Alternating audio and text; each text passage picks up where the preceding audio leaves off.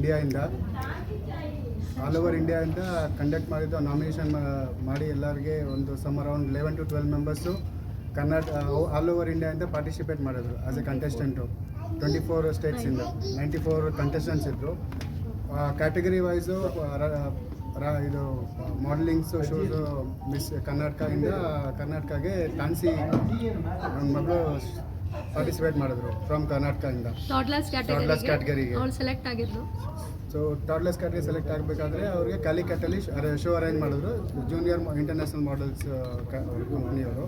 So ಅಲ್ಲೇ ಏನಾಗಿದೆ 11 ಕಂಟೆಸ್ಟೆಂಟ್ನ beet ಮಾಡಿಬಿಟ್ಟು ಎಲ್ಲ ಸ್ಟೇಟ್ಸ್ ವೈಸ್ನ ಬೀಟ್ ಮಾಡಿ ಕರ್ನಾಟಕಗೆ ಫಸ್ಟ್ ವಿನ್ನರ್ ಆಗಿರೋದು ಟಾಡ್ಲರ್ಸಲ್ಲಿ ತಾನ್ಸಿನೇ. ಸೊ 2026 ಜೂನಿಯರ್ ರ್ಯಾಂಪ್ ಇದರಲ್ಲಿ ಇವರೇ ಫಸ್ಟ್ ಬಂದಿರೋದು. ನೆಕ್ಸ್ಟ್ ಇದಾದಮೇಲೆ ಆಗಸ್ಟಲ್ಲಿ ಬ್ಯಾಂಕಾಕಲ್ಲಿ ಇಂಡಿಯಾನ ರೆಪ್ರೆಸೆಂಟ್ ಮಾಡ್ತಿದ್ದಾರೆ. ಸದ್ಯಕ್ಕೆ ಇವರು ಇಂಡಿಯಾಗಿಂದ ಕರ್ನಾಟಕ ರಿಪ್ರೆಸೆಂಟ್ ಮಾಡಿರೋದು, ಅದನ್ನು ವಿನ್ ಮಾಡ್ಕೊಂಡು ಬಂದಿದ್ದಾರೆ.